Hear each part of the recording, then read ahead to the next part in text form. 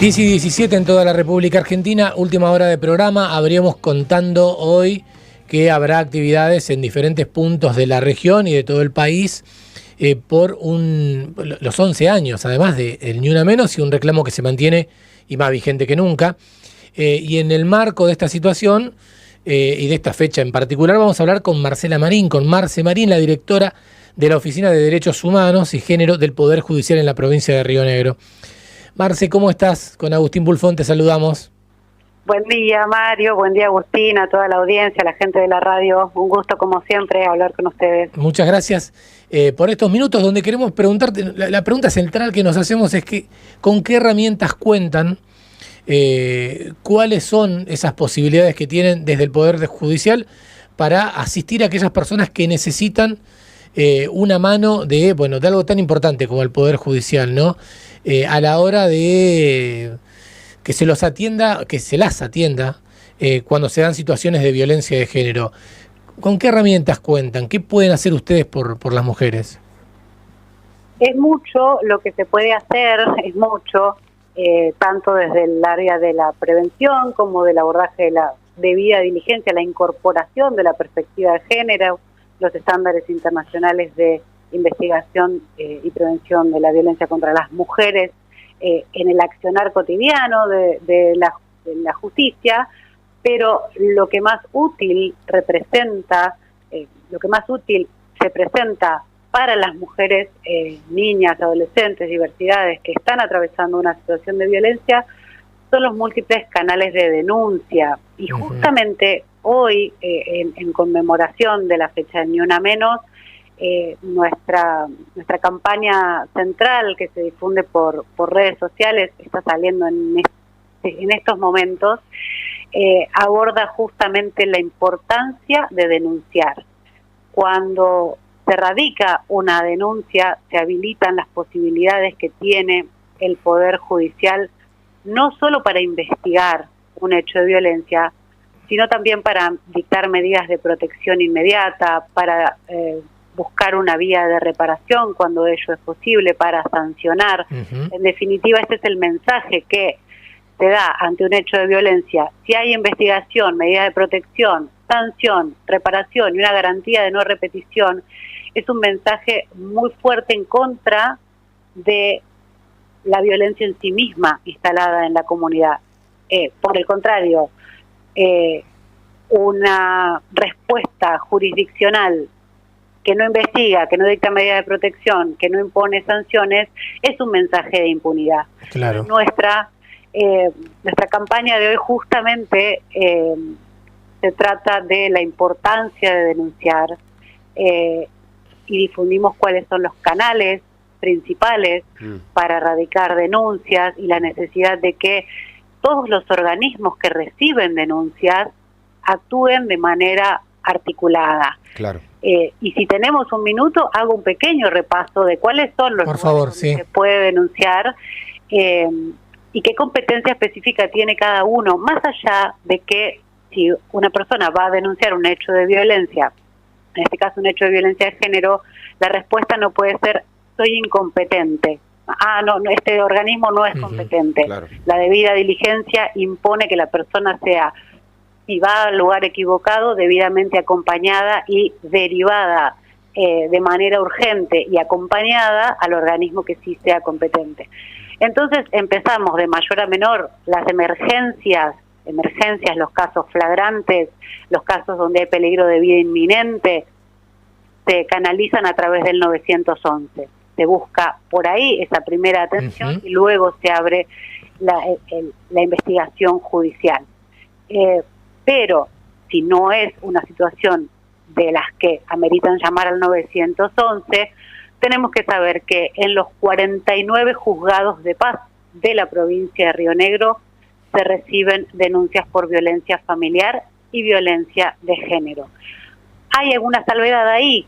Las ciudades que tienen un juzgado de familia, en esas ciudades el juzgado de paz no es el competente directo, sino que se debe denunciar directamente ante el juzgado de familia. Bien. Pero son los menos, son 5 o 6 ciudades de la provincia, el resto de los 49 juzgados de paz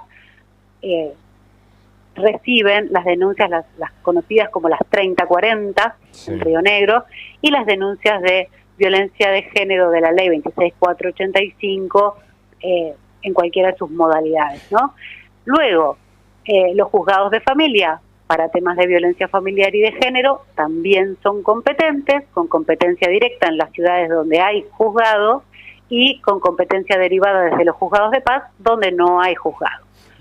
Luego, las comisarías de la familia son la principal boca de entrada, la principal puerta de entrada de este tipo de denuncias, porque al estar articulada la comunicación entre las comisarías de la familia y el Poder Judicial, desde esas comisarías ya hacen la distribución de competencias según la situación que se denuncie. Claro. Porque puede ocurrir que un hecho de violencia sea competencia penal, porque hay un delito, ¿qué decimos? Un femicidio, una tentativa de femicidio, lesiones en contexto de violencia de género, amenaza, privación de la libertad, abuso sexual, daños a la propiedad. Todos esos delitos cometidos en un contexto de violencia de género, la comisaría de la familia los va a derivar a la fiscalía, no al juzgado de familia. Claro. En el juzgado de familia tramitan los otros hechos que no configuran delito. Claro, porque en todo caso en familia van a tratar de encontrar un consenso, una conversación, pero en fiscalía es donde se va a tratar como corresponde, que es un delito. Marcela, hay una consulta que tengo en ese tema. En algunos números que circulan a partir de Mumalá por este día, está bueno, entiendo que la insistencia que marcás en que hay que denunciar tiene que ver con que un 9% de los femicidios de este año 2026, solo un 9% fue denunciado previamente el agresor, pero igualmente de ese 9%, el 75% tenía orden de restricción. A pesar de eso, hubo un femicidio.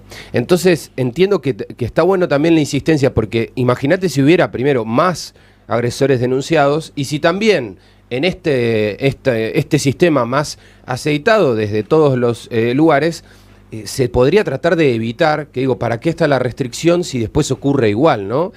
¿Hay algo de todos los actores que son necesarios para que esto no pase? Sí, las cifras históricamente de invisibilización de la violencia se ven en esto que vos decís. Cuando analizamos el Registro Nacional de Femicidios, vemos que proporcionalmente son muy pocas las mujeres que habían denunciado formalmente la violencia de manera previa y que además habían pedido medidas de protección y que además se les habían otorgado las medidas de protección y que además estaban vigentes las medidas de protección. Claro. La gran mayoría de las mujeres víctimas letales de violencia de género, o sea, víctimas de femicidio, no tenían denuncias previas, a pesar de que luego las investigaciones de cada uno de esos casos detectan que efectivamente la violencia ya existía. Lo detectan porque lo declaran los familiares, claro, las amigas, testigos.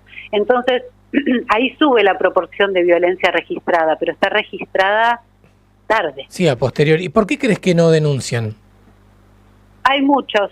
Mira, es como si estuvieras viendo la campaña, tal vez ya la tenés en redes sociales. Estamos compartiendo nosotros algunas imágenes, además. Hay muchos factores que llevan a las mujeres a no denunciar. El primero, subjetivo, interno, es la dificultad de asumirse, reconocerse víctima de violencia. Es un paso muy difícil a nivel individual, a nivel personal. Pero luego de esto, que es, no, mejor me callo, esto no va a volver a pasar, me doy otra oportunidad.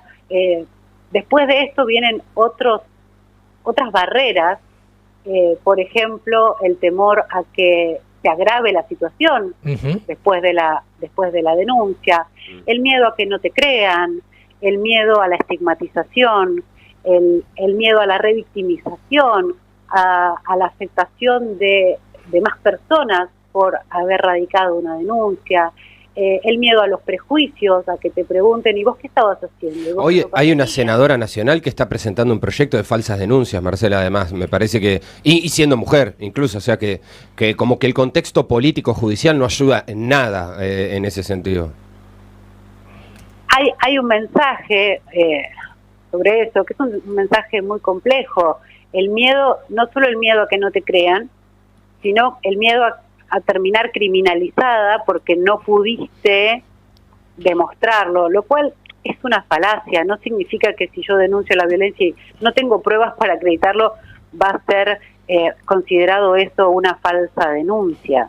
Hay muchas razones por las cuales un hecho de violencia podría no llegar a acreditarse, claro, sobre todo en aquellos casos donde la violencia ocurre en el ámbito más privado de la persona. Exacto. Imagínense que un abuso sexual cometido en el marco de una pareja, de un matrimonio, ¿qué testigos va a tener? ¿Qué testigos directos va a tener? Es muy difícil tener de antemano la prueba.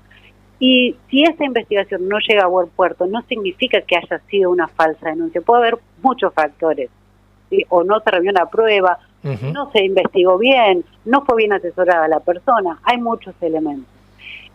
Lo que sí notamos es que hay un sinfín de barreras que las mujeres tenemos al momento de denunciar, esto de que hablábamos recién, el temor a que no nos crean, la idea de que una está sola, la idea de que se va a poner peor la situación si una denuncia, y contra eso tenemos que decir, no, hay medidas de protección inmediata que se pueden pedir en el mismísimo momento de radicar la denuncia. Entonces las medidas de protección se están dictando en el día, cuando la situación lo amerita por su gravedad. También hay muchas mujeres que se frenan porque dicen no tengo plata y no puedo pagar un abogado, y no es tan conocido que para radicar una denuncia no hace falta ir con un abogado o con una abogada.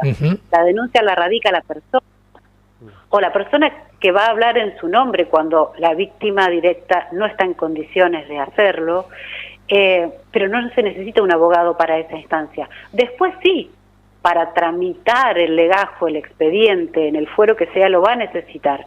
Pero ahí viene la otra respuesta del Estado. Para eso está la defensa pública, si no tenés recursos económicos para poder sostener un proceso judicial.